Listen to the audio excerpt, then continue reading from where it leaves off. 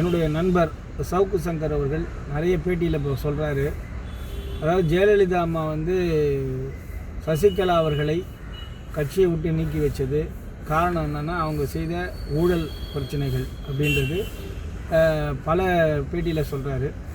அவர் சொல்வதை பார்த்தால் எனக்கு என்ன தோணுதுன்னா, இந்த தாவேகா கட்சி, அதாவது தமிழக வெற்றி கழகத்தின் பொதுச் செயலாளர் ருசி ஆனந்த் அவர்கள் கட்சியில் இந்த மாதிரி பிரச்சனைகள் நிறைய நடக்குது, அதை கட்டுப்படுத்த முடியாத காரணமாக இருக்கிறார். அதே போல் அவர் மீதும் பல பேர் குற்றச்சாட்டுகள் சொல்கிறார்கள்.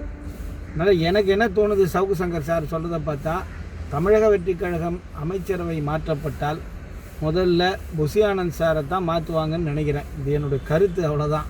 ஏன்னா அவர் பேசுகிறத பார்க்கும்போது எனக்கு தோன்றுகிறது அப்படித்தான்.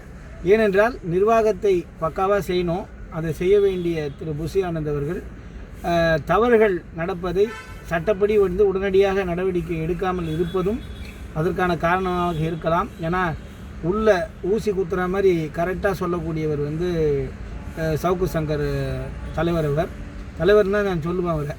அதனால் அப்படியாகவும் இருக்கலாம் என்று நினைக்கிறேன். நன்றி, வணக்கம்.